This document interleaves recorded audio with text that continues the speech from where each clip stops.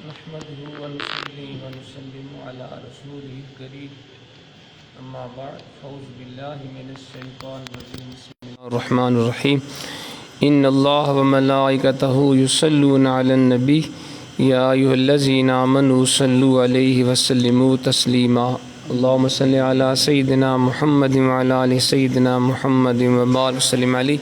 ساتھ محترم، ہم فرض علوم پڑھ رہے تھے اور کل کے درس میں ہم نے توحید کے حوالے سے پڑھا۔ توحید کسے کہتے ہیں، اللہ کے موجود ہونے پر کیا دلیل ہے، دنیا کن چیزوں سے خدا کی ہستی کا پتہ چلتا ہے، توحید کے کتنے مرتبے ہیں وغیرہ وغیرہ۔ آج سبق نمبر 2 ہے، اس میں ذات و صفات کا بیان ہوگا۔ اللہ کی ذات و صفات کے بارے میں پڑھیں گے۔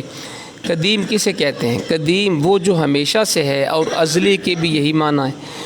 اور جس طرح اللہ کی ذات قدیم ازلی ابدی ہے، اسی طرح اس کی صفات بھی قدیم ازلی ابدی ہیں۔ ذات و صفات کے سوا سب چیزیں حادث ہیں، فقط اللہ کی ذات قدیم ہے جو ہمیشہ سے ہمیشہ رہے گی، باقی ہر شے حادث ہے۔ جو عالم میں سے کسی چیز کو، یعنی دنیا میں سے کسی چیز کو قدیم مانے یا اس کے حادث ہونے میں شک کرے، وہ کافر اور مشرک ہے۔ جیسے آریہ کہ روح اور مادہ کو قدیم مانتے ہیں، یقیناً وہ مشرک ہیں۔ تو حادث وہ شے ہوتی ہے جو پہلے نہ ہو اور پھر کسی کے پیدا کرنے سے پیدا ہو، اسی کو ممکن بھی کہتے ہیں۔ باقی کے معنی کیا ہیں؟ جواب، باقی وہ جو ہمیشہ رہے گا، اور اسی کو ابدی بھی کہتے ہیں۔ اور یہ تمام صفات صرف اللہ پاک کی ذات کے لیے ثابت ہیں۔ وہ ذات باقی ہے، باقی سب فانی ہیں۔ سوال، رب کریم کی ذات کے سوا اور کیا چیزیں قدیم ہیں؟ جواب، جس طرح اس کی ذات قدیم ازلی ابدی ہے، اس کی صفات بھی قدیم ازلی اور ابدی ہیں۔ ذات و صفات کے سوا سب چیزیں حادث ہیں۔ جو دنیا میں سے کسی چیز کو قدیم مانے یا اس کے حادث ہونے میں شک کرے، وہ کافر اور مشرک ہے، جیسے آپ بتا دیا۔ سوال، اللہ کے معنی کیا ہیں؟ جواب، اللہ خدا کے لیے اس میں ذات ہے جو واجب الوجود ہے، یعنی اللہ یہ رب کا ذاتی نام ہے، اور اللہ کی شان کیا ہے؟ وہ واجب الوجود ہے، جس کا ہونا ضروری ہے، جو بغیر کسی سبب سے ہے۔ باقی ہر شے کسی سبب سے ہوتی ہے، اللہ کی ذات بغیر کسی سبب اور علت کے ہے، اور وہ ہر کمال و خوبی کا جامع، اور ہر اس چیز سے جس میں عیب و نقص ہے اللہ پاک ہے۔ تمام صفات کمالیہ اس میں موجود ہیں۔ سوال، صفات کمالیہ کے کیا معنی ہیں؟ جواب، رب کریم واجب الوجود ہے، اس کی ذات تمام کمالات اور خوبیوں سے آراستہ، اور ہر قسم کے عیوب و نقائص اور کمزوریوں سے پاک ہے۔ تو اس کمال ذاتی کے لیے جن جن صفات سے اس کی ذات کا متصف یعنی موصوف ہونا ضروری ہے، ان صفات کو صفات کمالیہ کہتے ہیں۔ سوال، صفات کمالیہ کتنی ہیں؟ جواب، اللہ تعالیٰ کی ذات میں بہت سی صفتیں ہیں، جن میں عام صفتیں 9 ہیں، باقی تمام صفات انہی صفتوں میں سے کسی نہ کسی کے تحت آ جاتی ہیں۔ وہ 9 صفتیں یہ ہیں: نمبر 1 حیات، نمبر 2 قدرت، ارادہ و مشیت، علم، سمع یعنی سننا، بصر دیکھنا، کلام، تکوین و تخلیق یعنی پیدا کرنا، رزاقیت۔ یہ 9 صفات ہیں جی اللہ تعالیٰ کی صفات کمالیہ۔ اب ان کی تھوڑی تھوڑی وضاحت ہوگی۔ سوال، حیات کے کیا معنی ہیں؟ یہ رب کی صفت ہے۔ جواب، وہ حیٌ ہے یعنی خود زندہ ہے، اور تمام چیزوں کو زندگی بخشنے والا ہے، اور پھر جب چاہتا ہے ان کو فنا کر دیتا ہے۔ سوال، اللہ پاک قدرت والا ہے، اس کے بارے میں کچھ بتائیں۔ جواب، سارے اختیارات کا مالک اللہ پاک ہی ہے۔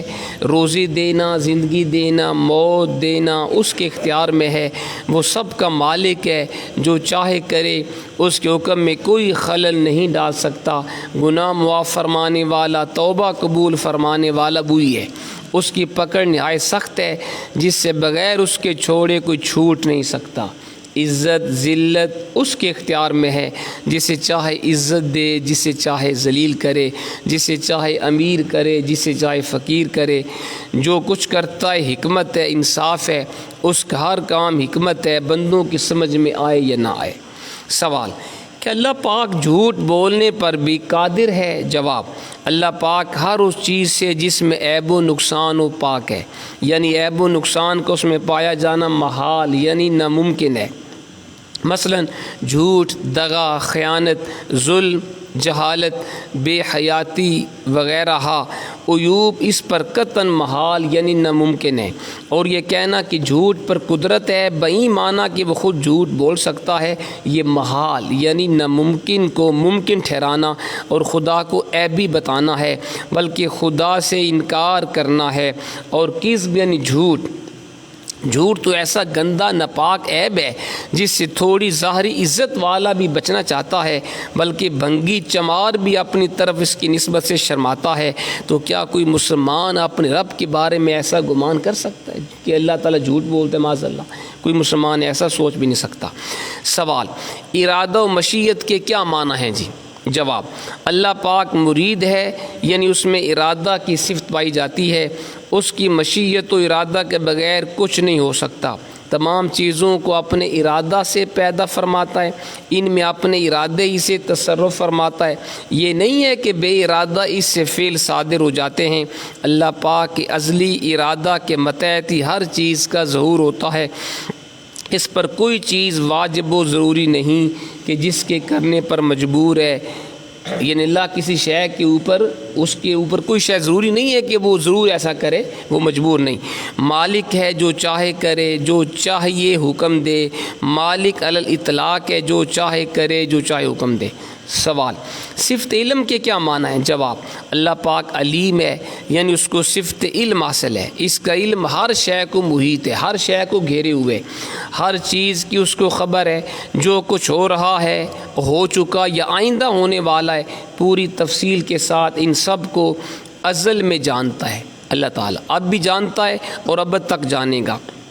اشیاء بدلتی ہیں، اس کا علم یعنی اللہ کا علم نہیں بدلتا، ایک ذرہ بھی اس سے پوشیدہ نہیں، اس کے علم کی کوئی انتہا نہیں، وہ غیب و شہادت سب کو یکساں جانتا ہے، جو چیز ہمارے لیے غائب ہے یا جس کو ہم جانتے اللہ سب کو جانتا ہے، علم ذاتی اس کا خاصہ ہے۔ سوال، صفت سمع و بصر سے کیا مراد ہے؟ سمع کہتے سننا، بصر دیکھنا۔ جواب، اللہ پاک سمیع و بصیر ہے یعنی اس میں صفت سماعت و صفت بصارت ہے، یعنی وہ ہر شے کو سنتا بھی ہے اور دیکھتا بھی ہے، ہر پست سے پست آواز تک کو سنتا ہے، ہر باریک سے باریک کو دیکھتا ہے، وہ ہر موجود کو سنتا اور ہر موجود کو دیکھتا ہے۔ سوال، صفت کلام سے کیا مراد ہے؟ اللہ پاک متکلم ہے یعنی اس کو کلام کرنے کی صفت حاصل ہے، جس چیز کو چاہتا ہے خبر دیتا ہے، انبیاء سے جب چاہتا ہے کلام کرتا ہے، جس طرح وہ بغیر کان کے سنتا ہے، اللہ کی شان کیا ہے؟ اس کے کان نہیں ہے لیکن وہ سنتا ہے، بغیر آنکھ کے دیکھتا ہے، اسی طرح وہ بغیر زبان کے بولتا ہے۔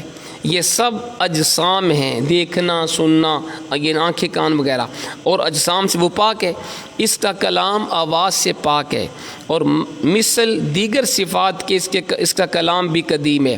تمام آسمانی کتابیں اور یہ قرآن عظیم جس کو ہم اپنی زبان سے تلاوت کرتے اور مصاحف میں لکھتے ہیں، اسی کا کلام بلا صوت یعنی بغیر آواز کے۔ قرآن اللہ کا کلام ہے لیکن آواز کے بغیر۔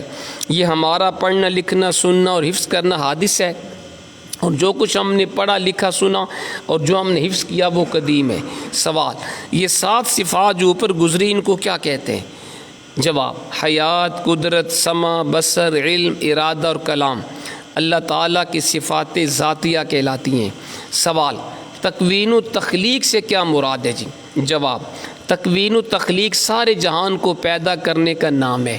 اللہ پاک سارے جہان کا خالق ہے، یعنی تمام دنیا کو اسی نے پیدا کیا اور آئندہ بھی ہر چیز وہی پیدا کرے گا، چھوٹے سے چھوٹا ذرہ اور عالم کا مادہ یعنی دنیا کا مادہ جس سے دنیا بنی ہے، آگ، پانی، ہوا، خاک، جنہیں عناصر اربعہ کہتے ہیں، سب اسی کی مخلوق ہے۔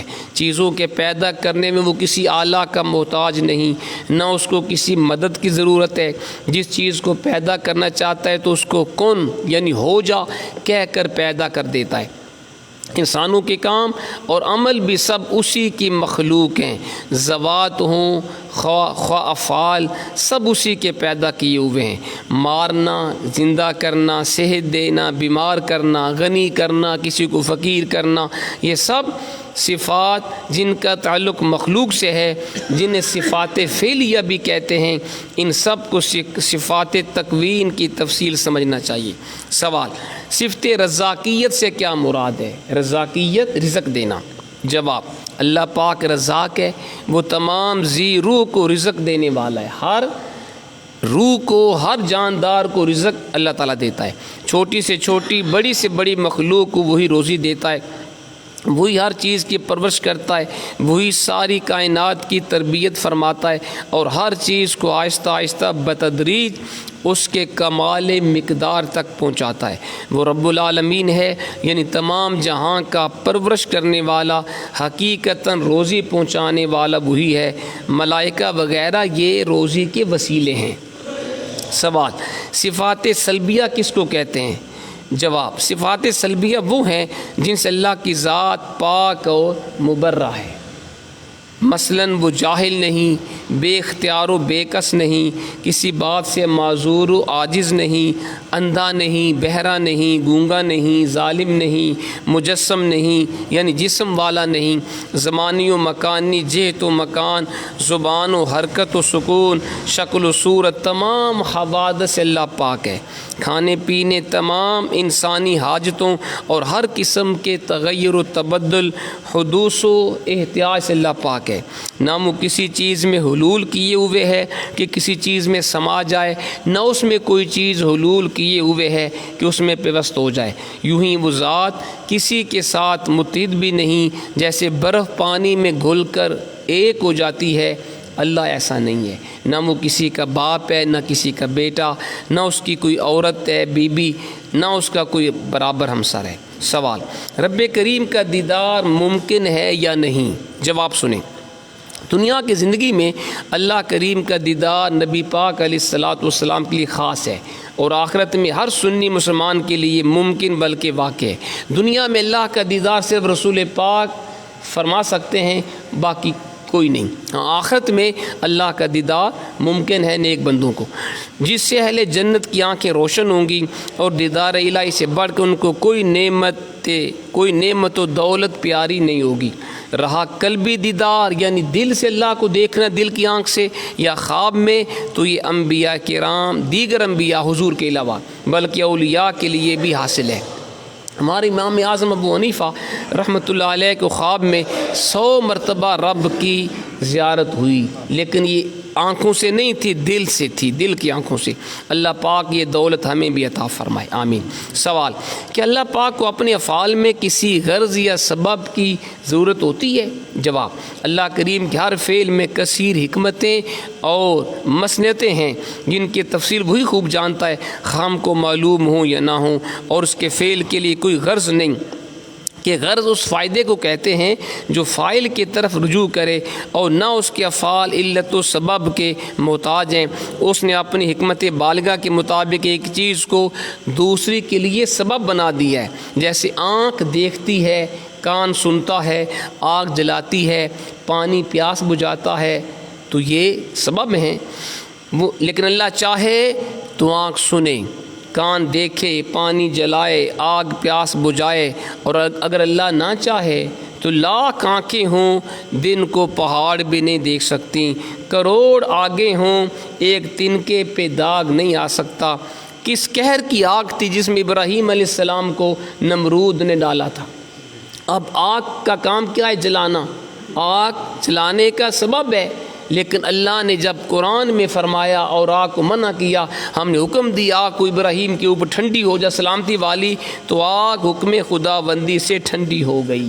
تو اس کا مطلب یہ ہے ہم سبب کے محتاج ہیں، اللہ تعالیٰ اس کا محتاج نہیں، ٹھیک ہے نا؟ وہ چاہے تو بغیر سبب کے بھی، دیکھیں اب میاں بیوی اولاد کا سبب ہیں، اللہ چاہے تو اس کے بغیر بھی انسان کو پیدا کر سکتا۔ آدم علیہ السلام کا نہ کوئی باپ ہے نہ ماں ہے، اب باپ سبب ہے بیٹے کا، اللہ چاہے تو عیسیٰ کو بغیر باپ کے پیدا فرما دے، تو اللہ کسی سبب کا محتاج نہیں۔ تو آج ہم نے اللہ کی ذات و صفات کے بارے میں پڑھ لیا، انشاءاللہ اگلے درس میں ہم شرک کے حوالے سے پڑھیں گے، فرض علوم۔ اللہ تعالی ہمیں عمل کی توفیق